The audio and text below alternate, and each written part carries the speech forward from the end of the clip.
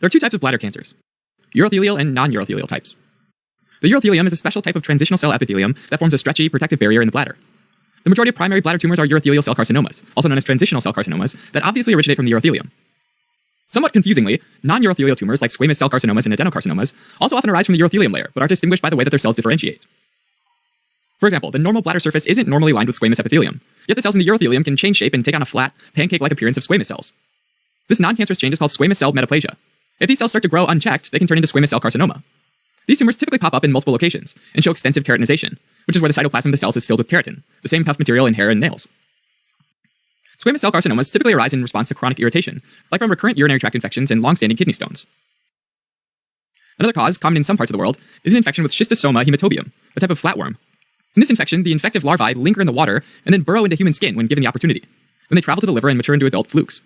From there, the young flukes migrate to the urinary bladder veins to sexually reproduce and lay eggs in the bladder wall. These eggs can get urinated out, but they also cause chronic inflammation in the bladder wall, which is how they lead to squamous cell carcinomas. Primary adenocarcinomas of the bladder are more rare, but unlike squamous cell carcinomas, they frequently metastasize. These are usually solitary and derived from glandular tissue, so they can often produce a lot of mucin.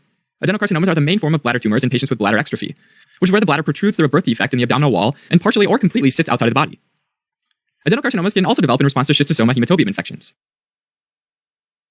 And finally, it's worth noting that adenocarcinomas of the urachus are pretty similar to bladder adenocarcinomas. The urachus is the fibrous tissue sitting at the dome of the bladder, which serves as the remnant of the allantois, the canal that allows urine to flow from the fetal bladder into the amniotic sac. These non-urothelial bladder cancers typically present with bladder irritation and red blood cells in the urine, a condition called hematuria. Since adenocarcinomas often secrete mucin, these cancers can also cause an excess amount of mucus in the urine, called mucosuria. Even though it's relatively rare, mucosuria as well as an abdominal mass is most commonly associated with urachal adenocarcinomas. To diagnose a cancer of the bladder, it's often helpful to use a cystoscope, which is a thin tube fitted with a light and a camera that's inserted up the urethra and into the bladder, a procedure called a cystoscopy. Definitive diagnoses of squamous cell carcinomas and adenocarcinomas is based mainly on the cellular morphology of a resected tumor. Small tumors can be resected with a cystoscope in a procedure called transurethral resection, or TUR, but larger invasive tumors might need a radical cystectomy, which is complete removal of the bladder along with dissection of the surrounding lymph nodes.